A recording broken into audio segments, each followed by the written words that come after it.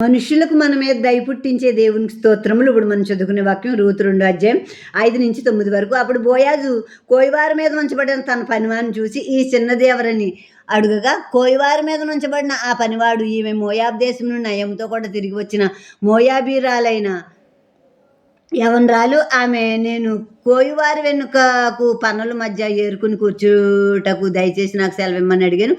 ఆమె వచ్చి ఉదయం మొదలుకుని ఇది వరకు ఏరుకొని చూడెను. కొంతసేపు మాత్రమే ఆమె ఎంట కూర్చుండెనని వాడు చెప్పాను. అప్పుడు బోయాజు రూతుతో, నా కుమారి, నా మాట వినుము. వేరొక పొలంలో ఏరుకొనుటకు పోవద్దు, దీన్ని విడిచిపోవద్దు. ఇచ్చట నా పనికెత్తలేదు నిలకడగా ఉండుము. వారు కోయిసేను కనిపెట్టి వారిని వెంబడించుము. నిన్ను ముట్టకూడదని యవనస్తులకు ఆజ్ఞాపించి ఉన్నాను. నీకు దాహమగినప్పుడు కొండల వద్దకు పోయి పనివారి చేతిని నీళ్లు త్రాగమని చెప్పాను. బోయాజు పొలం దగ్గరికి వచ్చేటప్పటికి తన పొలం కోత జరుగుతుంది. అక్కడ కట్టేతల్లోనే మరి పరక వేరుకుంటారు. ఇక్కడ కోత అని ఉంది. ఈ కోత జరుగుతున్న టైంలో పనివారిని చూసి, దేవుడు మీకు తోడేయును గాక అని పనివారితో చెప్పాడు బోయాజు. ఈ పనివారు, దేవుడు నిన్ను ఆశీర్వదించును గాక అని బోయాజుతో చెప్పారు. అంటే బోయాజు మంచి భక్తి గలవాడే, ఆ పనివారు కూడా చాలా దేవుని యందు భయభక్తులు గలవారు. ఇప్పుడు ఈ పలకరింపు ఎంత బాగుందంటే, అసలు దేవుని నామంలో వీరు ఒకరినొకరు దీవించుకుంటున్నారు. అంటే మనకి విశ్వాసాలు ఎదురైనప్పుడు దేవుని నామంలో ఒకరినొకరు దీవించుకోవటం, మనం దీన్ని బట్టి మనం నేర్చుకోవాల్సింది ఎంతైనా ఉందన్నమాట. పనివారితో మాట్లాడేశాక అక్కడ ఒక కొత్త వ్యక్తి కనబడుతుంది ఆ పొలంలో బోయాజుకి.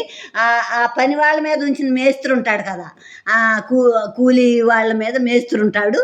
ఆ మేస్త్రిని అడుగుతున్నాడు అనమాట. ఆ పని అతన్ని అడుగుతున్నాడు బోయాజు, ఆ చిన్నది ఎవరో అని అడుగుతున్నాడు బోయాజు. అప్పుడు అతను అంటున్నాడు, పనివాడు అంటున్నాడు, ఇదిగో మోయాబు దేశం నుంచి నయోమితో కూడా వచ్చింది కదా, ఆమె ఈ యవనరాలు. పొద్దుట వచ్చింది, నేను ఆ పనులో వెనకాల ఏరుకుంటాను, ఆ పనివారు వెనకాల ఏరుకుంటాను నేను పరకాన్ని చెప్పి ఆమె పొద్దుటి నుంచి ఏరుకుంటాను. కాసేపు రెస్ట్ తీసుకుని ఆ పక్కన కూర్చుంది అంతే. పొద్దుటి నుంచి ఏరుకుంటూనే ఉంది ఆమెని ఆ పనివాడు బోయాజుకి చెప్పినప్పుడు బోయాజు రూతుతో అంటున్నాడు, నా కుమారి, నా మాట వినుము. వేరొక పొలంలో ఏరుకొనుడు పోవద్దు, దీన్ని విడిచిపోవద్దు. ఇచ్చట నా పనికెత్తలేదు నిలకడగొండు.